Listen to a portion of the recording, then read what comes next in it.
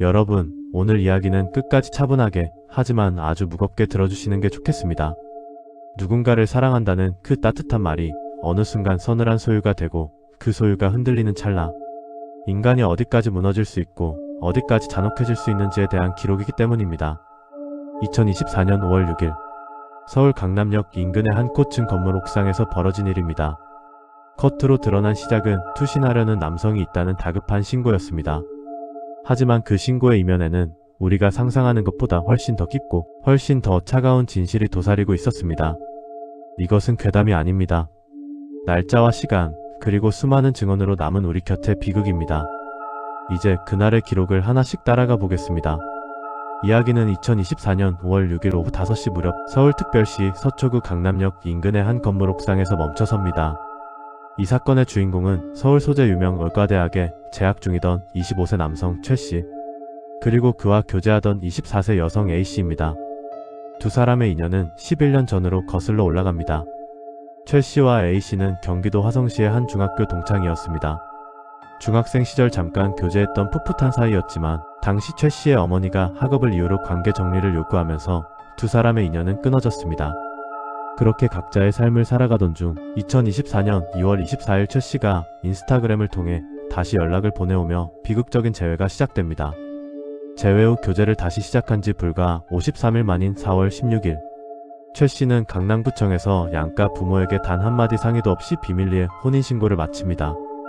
10여 년 만에 다시 만난 지 2달도 되지 않은 시점의 혼인신고. 여기에는 최씨의 뒤틀린 욕망이 숨어 있었습니다.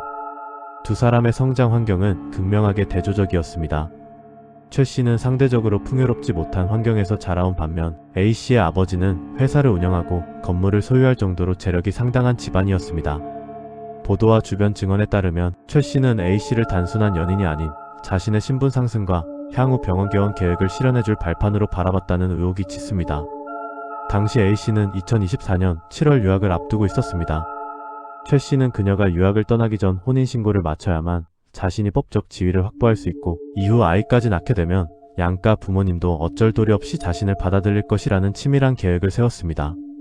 심지어 그는 젊을 때 출산하는 것이 좋다는 말로 A씨를 설득하며 유학 중간에 휴학하고 일시 귀국하여 아이를 낳으라는 구체적인 시나리오까지 주입하며 그녀를 압박했습니다. 그러나 비밀은 오래가지 않았습니다. 딸의 혼인신고 사실을 뒤늦게 알게 된 A씨의 아버지는 격분했습니다.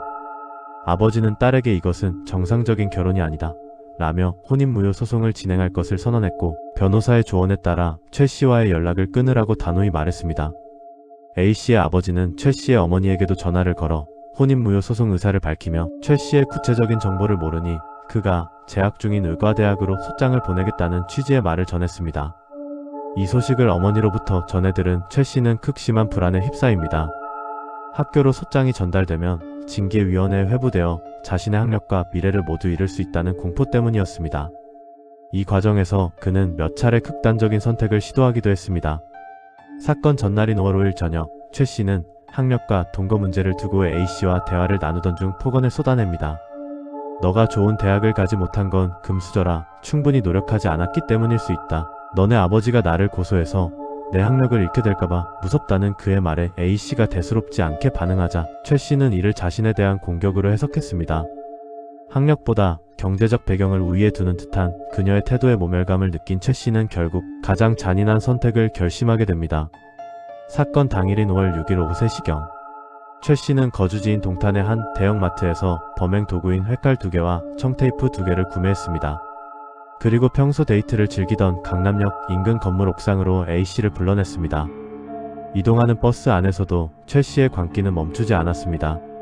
그는 옆자리에 앉은 A씨 몰래 휴대전화로 칼로 사람 죽이는 법, 경동맥, 목의 구조 등을 검색하며 범행을 예습했습니다. 오후 5시 16분경 두 사람은 옥상에 도착해 소주를 나누어 마셨습니다. 최씨는 A씨가 평소 관심 있어 하던 주제로 대화를 유도하며 그녀가 휴대전화 검색에 집중하도록 만들었습니다. 방심한 찰나 최씨는 가방에서 준비한 흉기를 꺼냈습니다. A씨는 무방비 상태에서 공격을 당했고 사인은 흉기에 의한 과다출혈이었습니다. 사람을 살리는 의술을 배우던 의대생이 사람을 가장 확실히 죽이는 급소를 노린 잔혹한 범죄였습니다. 오후 5시 20분경 경찰에 신고가 접수됩니다. 한 남성이 건물 옥상에서 투신하려 한다는 내용이었습니다.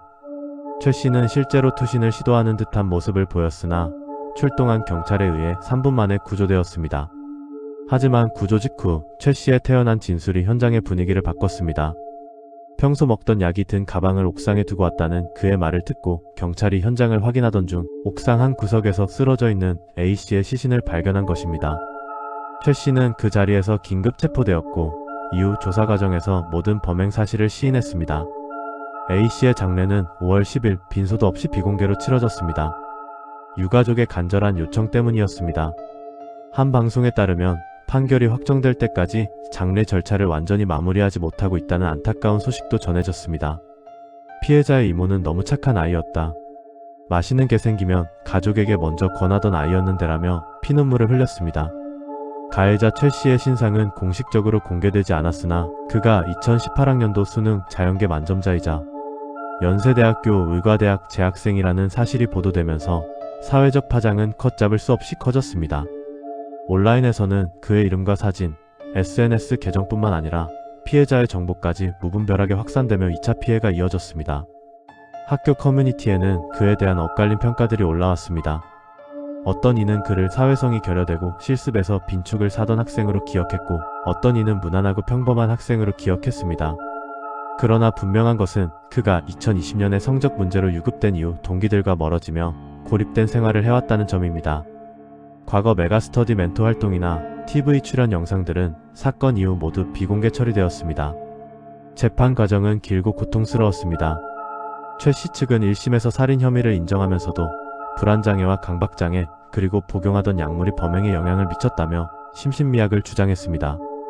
하지만 2024년 8월 증인으로 출석한 A씨의 아버지는 최 씨가 의대 졸업 후 병원 개원을 위해 자신을 철저히 이용하려 했음을 증언하며 엄벌을 호소했습니다.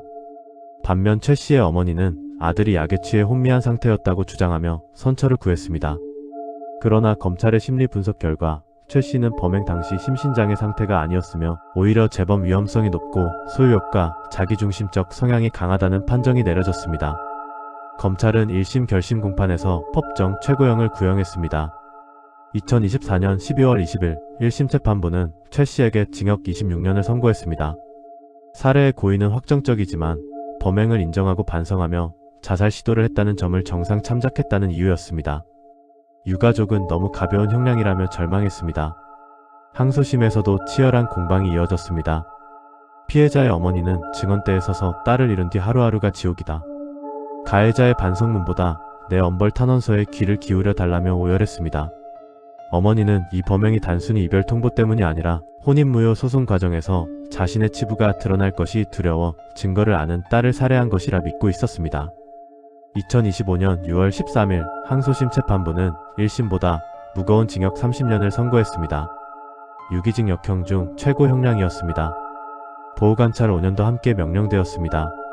최 씨는 마지막까지 장기 기증 서약 등을 언급하며 감형을 요청했으나 2025년 9월 11일 대법원에서 원심이 최종 확정되었습니다. 사건이 마무리된 후에도 유가족의 시간은 그날에 멈춰 있습니다. 유가족이 남긴 긴 글에는 차마 말로 다 하지 못한 고통이 담겨 있었습니다. 신상 공개를 차마 하지 못했던 이유, 장례조차 제대로 치르지 못한 채 숨어 지내야 했던 날들, 그리고 가해자의 처벌을 위해 직접 증거를 모아 재판부를 찾아다녀야 했던 처절한 시간들. 그들은 가해자의 행동이 결코 우발적이지 않았음을 증명하기 위해 싸웠습니다. 유학을 준비하던 딸의 삶이 어떻게 흔들렸는지, 그리고 남은 가족들이 겪고 있는 극심한 트라우마와 치료 과정까지 토로하며 이 사건이 우리 사회에 강력한 경각심을 남기기를 바랐습니다. 사랑이라는 말이 누군가에겐 안전한 쉼터가 되지만 누군가에겐 상대를 오가매는 자물쇠가 되기도 합니다. 오늘 들려드린 이야기가 괴담보다 더 무섭게 다가오는 이유는 이것이 허구가 아니라 정확한 날짜와 시간, 기록과 증언으로 남겨진 우리의 현실이기 때문입니다. 사건의 판결은 끝났을지 몰라도 유가족과 주변 사람들에게 이 비극은 여전히 현재 진행형입니다. 우리가 이 잔혹한 기록을 잊지 말아야 하는 이유이기도 합니다. 지금까지 톡톡 그날 이후였습니다.